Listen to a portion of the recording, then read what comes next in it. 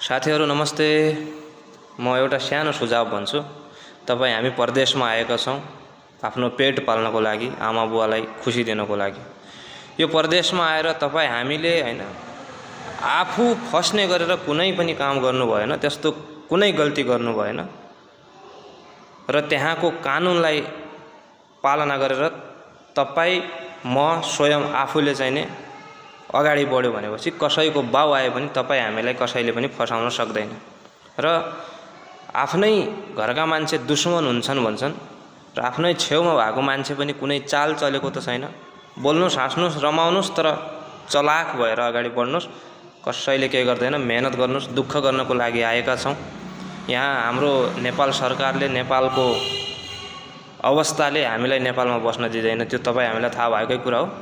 राम्रो गरेर अगाडि बढ्नुस्, म यही कामना गर्न चाहन्छु। सफलता हाम्रो मेहनतमा नै छ।